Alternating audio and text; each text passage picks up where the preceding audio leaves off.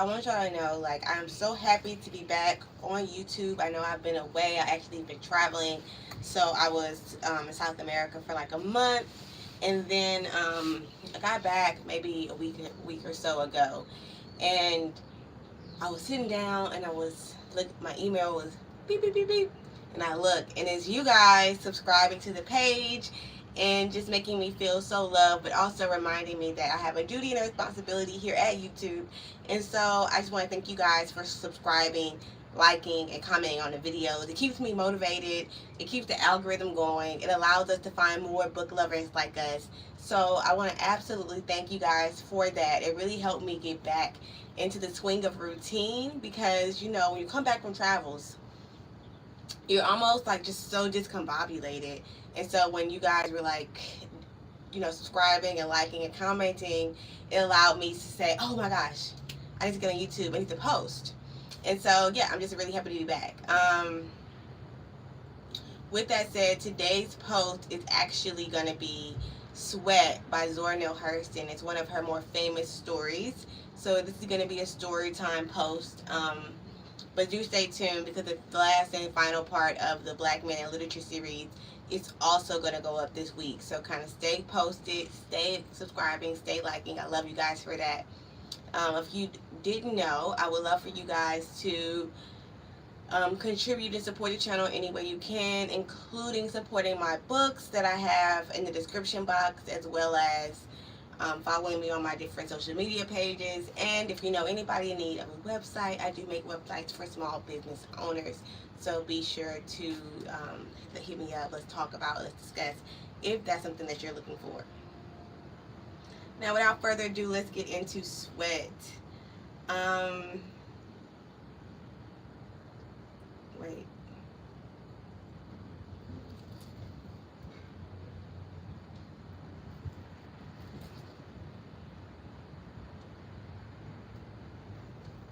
Oh, wait. Hold up. This ain't the right one.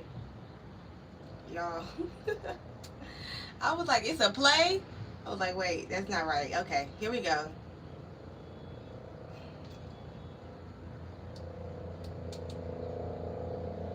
It was 11 o'clock of a spring night in Florida.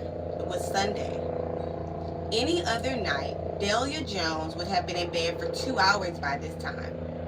But she was a washwoman, and Monday morning meant a great deal to her. So she collected the soiled clothes on Saturday.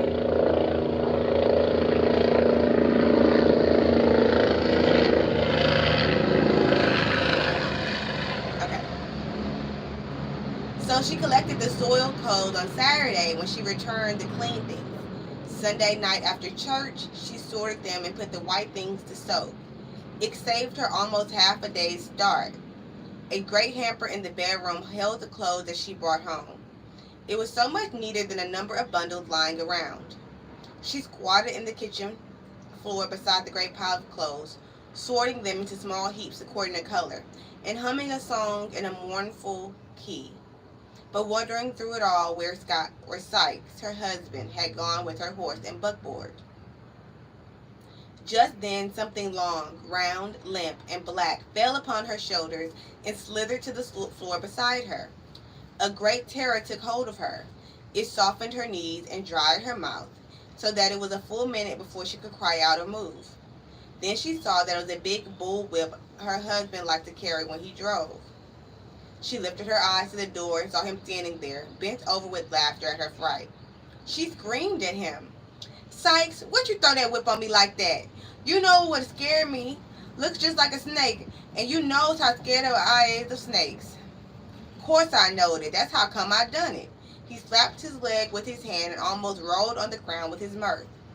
"If you such a big fool that you gotta have a fit over an earthworm or a string or don't care how bad I scare you, you ain't got no business doing it. God knows this is sin. Someday I'm gonna drop dead from your foolishness. Another thing, where you been with my rig? I feeds that pony. He ain't for you to be driving with no bull whip. You sure is one aggravating nigga woman," he declared and stepped into the room. She resumed her work and did not answer him at once. "I done told you time and time again to keep them white folks out of this house. He picked up the whip and glared down at her. Delia went on with her work. She went out into the yard and returned with the galvanized tub and set it on the wash bench. She saw that Sykes had kicked all of her clothes together again, and now stood in her way truculently. I don't know that word. His whole manner hoping, praying for an argument. But she walked calmly around him and commenced to resort to things. Next time I'm going to kick him outdoors, he threatened as he struck the match along the leg of his corduroy breeches. Delia never looked up from her work, and her thin, stooped shoulders sagged further. I ain't for no fuss tonight, Sykes. I just come from taking sacrament at the church house. He snorted scornfully. Yeah, you just come from the church house on a Sunday night, but here you is going to work on them clothes. You ain't nothing but a hypocrite. One of them amen corner Christians. Sing, whoop, and shout, then come home and wash white folk clothes on the Sabbath. He stepped roughly up upon the whitest pile of things, kicking them helter-skelter as he crossed the room. His wife gave a little scream of dismay and quickly gathered them together again. Sykes, you quit grinding dirt on these clothes. How can I get through by Saturday if I don't start on Sunday? I don't care if you never get through. Anyhow, I done promised God and a couple other men. I ain't going to have it in my house. Don't give me no lip either, else I'll throw him out and put my fist upside your head to boot. Delia's habitual meekness seemed to slip from her shoulders like a blown scarf. She was on her feet, her poor little baby, her bare, knuckly hands bravely defying the strapping hulk before her. Look at here, Sykes. You done gone too far. I've been married to you for 15 years, and I've been taking in washing for 15 years. Sweat, sweat, sweat. Work and sweat. Cry and sweat. Pray and sweat. What's that got to do with me? He asked brutally. What's it got to do with you, Sykes? My tub, the sun, has filled your belly with victuals more times than your hands is filled it. My sweat is done paid for this house, and I reckon I can keep on sweating in it.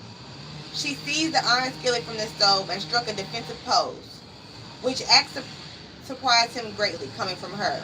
It cowed him, and he did not strike her as he usually did. Now you won't, she panicked. That old snaggle-toothed black woman you running with ain't coming here to pile up on my sweat and blood.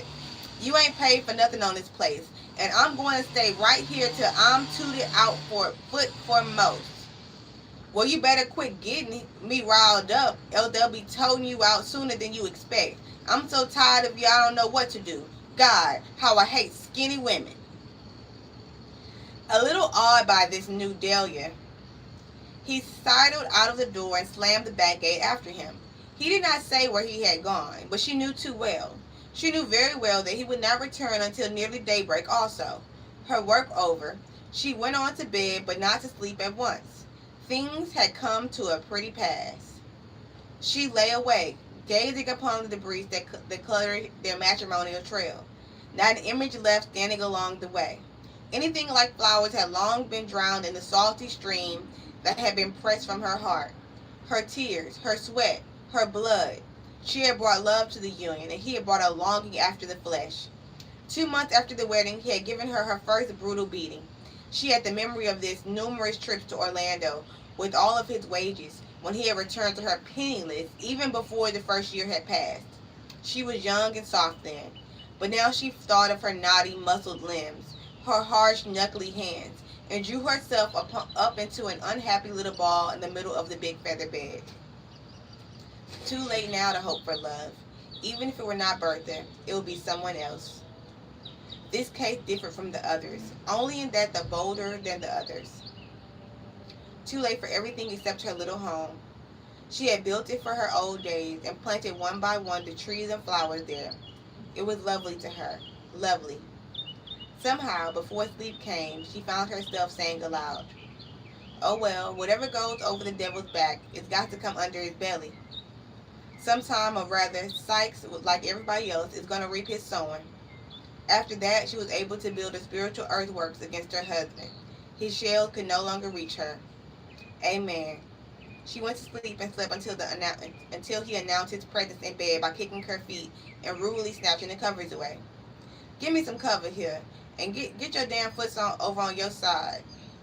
I ought to smash you in your motherfucking mouth for drawing that skillet on me. Delia went clear to the railing without answering him, a triumphant indifference to all that he was or did. The week was full of work for Delia, as all other weeks, and Saturday found her behind her little pony, collecting and delivering clothes. It was a hot, hot day near the end of July. The village men on Joe Clark's porch even chewed canes listlessly. They did not hurl the canes knots as usual. They let them dribble over the edge of the porch. Even conversation had collapsed under the heat. Here comes Delia Jones.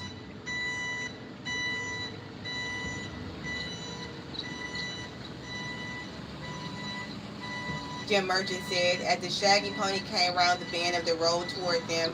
The rusty buckboard was heaped with baskets of crisp, clean laundry.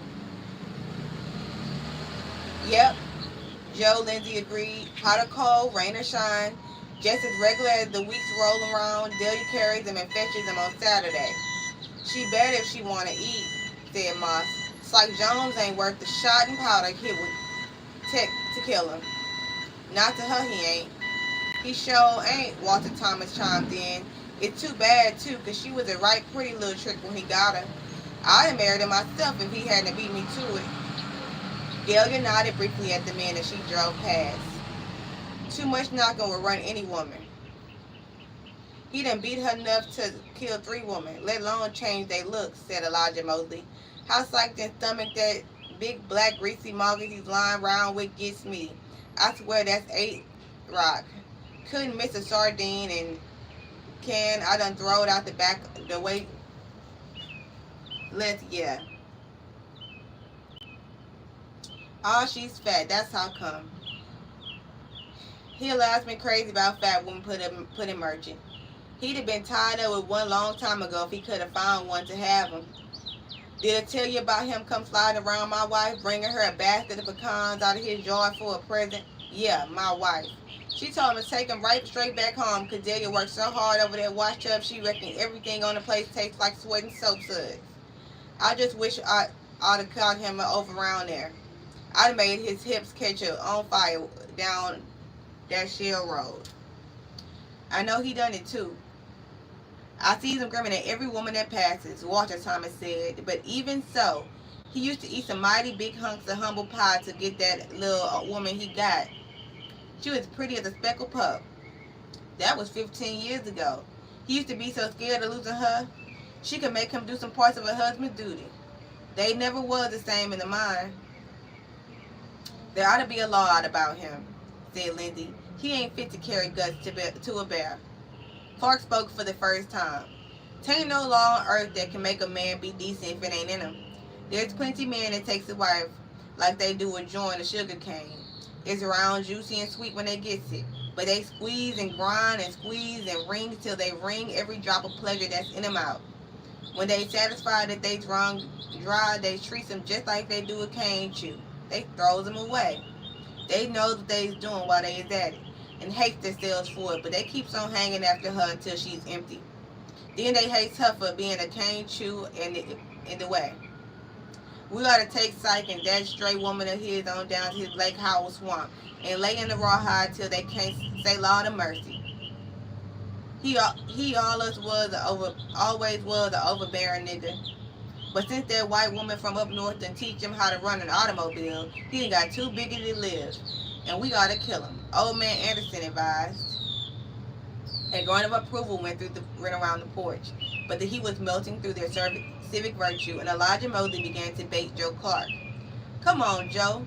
Get a melon out of there and slice it up for your customers. We's all suffering with the heat. The bears done got me. That's right, Joe. A watermelon just what we need to cure the epizootics. Walter Thomas joined forces with Mosley. Come on there, Joe. We all the steady customers, and you ain't set us up in a long time. I choose that long, bow-legged, Florida flavor. A god and be dough. You all give me 20 cents and slice away, Clark retorted. I need a cold slice myself. Here, everybody chip in. I'll lend you my meat knife. The money was quickly subscribed and a huge lemon brought forth. At that moment, Sykes and Bertha arrived. A determined silence fell on the porch, and the melon was put away again. Merchant snapped down the blade of his jackknife and moved toward the store door.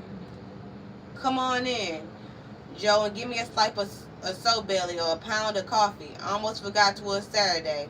Got to get on home. Most of the men left also. Just then, Delia drove past on her way home, and Cycle was ordering magnificently for Bertha. It pleased him for Delia to see. Get whatsoever your heart desires, honey. Wait a minute, Joe. Give her 2 bottles of strawberry soda water, a quart of parched ground peas, and a block of chewing gum. With all this, they left the store, with Sykes reminding Bertha that this was his town and she could have it if she wanted it. The men returned home soon after they left and held their watermelon feast. Where did Sykes Jones get a woman from know-how? Lindsay asked. Over a poker. Guess they must have been cleaning out the town when she left. She don't look a thing but a hunk of liver with hair on it. Well, she sure can squall, David contributed. When she gets ready to laugh, she just opens her mouth and latches it back to the last notch. No old grandpa alligator down in Blakeville ain't got nothing on her. Bertha had been in town 3 months now. Sykes was still paying her room rent at Della Lewis, the only house in town that would have taken her in. Sykes took her frequently to Winter Park to stomps. He still assured her that she was the swellest man in the state. Sure you can't have out that little house soon as I can get that woman out of there. Everything belongs to me, and you sure can have it. I sure abominates a skinny woman. Lot of you sure is one poorly shape on you. You can get anything you want. This is my town, and you sure can have it. Delia's work-worn knees crawled over the earth in Gethsemane and up the rocks of Calvary many times during those months. She avoided the villages and meeting places in her efforts to be blind and deaf. But Bertha nullified this to a degree by coming to Delia's house to call Sykes out to her at the gate. Delia and Sykes all the time now with no peaceful interludes. They slept and ate in silence. 2 or 3 times Delia had attempted a timid friendliness, but she was repulsed each time. It was plain that the breeches must remain agape. The sun had burned July to August. The heat streamed down like a million hot arrows, smiting all things living upon the earth. Grass withered leaves. Brown snakes went blind and shedding, and men and dogs went mad. Dog days. Delia came home one day and found Sykes there before her. She wondered, but started to go on into the house without speaking, even though he was standing in the kitchen door, and she must either stoop under his arm or ask him to move. He made no room for her. She noticed the soapbox beside the steps, but paid no particular attention to it. Nothing that she must have brought it there. As she was stooping to pass under his outstretched arm, he suddenly pushed her backward laughingly. Look in, Doctor, Delia, I have brought you something. She nearly fell upon the box of her stumbling, and when she saw what it held, she all but fainted outright. Psych, man, God, you take that rattlesnake away from here. You gotta, oh, Jesus, have mercy. I ain't got to do nothing of the kind. Fact is, I ain't got to do nothing but die. Tain't no use but you putting on airs making out like you scared of that snake. He's gonna stay right here till he die. He wouldn't bite me 'cause I knows how to handle him. Know how. He wouldn't risk breaking out his fangs in your skinny legs. Now, Snake, don't keep that thing round here to scare me to death. You knows I'm even afraid of them earthworms. That's the biggest snake I ever did see. Kill him, Psych, please. Don't ask me to do nothing for you. Going around trying to be so damn after periods.